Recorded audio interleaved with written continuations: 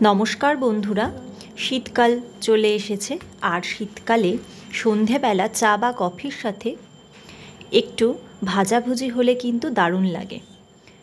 তো শীতের সন্ধ্যায় আমি করে নিলাম চিকেন পকোড়া। আমি যেভাবে পকোড়া করি সেটাই শেয়ার করছি। তার জন্য এখানে একটা মশলার আমি পেস্ট করব, আদা রসুন কাঁচা লঙ্কা।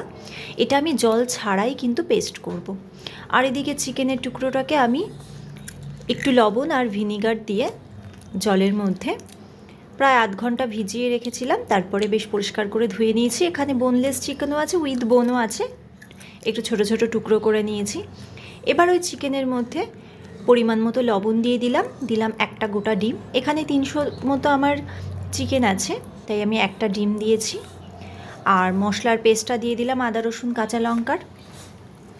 আর এখানে 3 চামচ মতো বেসন দিয়েছি আর 3 চামচ কর্নফ্লাওয়ার দিয়ে দিলাম। এবার সব কিছু হাত দিয়ে ভালোভাবে মাখিয়ে নেব। এখানে কিন্তু আর কোনো মশলা আমি দেব না। আমি খুব সহজ পদ্ধতিতেই পকোড়াটা করব, তবে খেতে কিন্তু দারুণ হয়।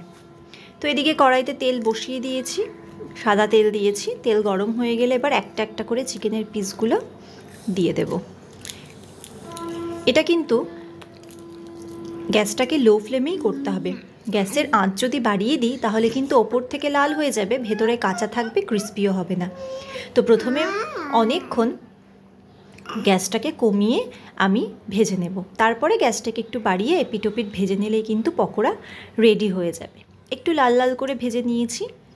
আজকের আমার এই রেসিপি যদি আপনাদের ভালো লেগে থাকে তাহলে আমার চ্যানেলটিকে সাবস্ক্রাইব করে আমার পাশে থাকবেন। সবাই সুস্থ থাকবেন, ভালো থাকবেন। দেখা হবে পরের একটি ভিডিওতে।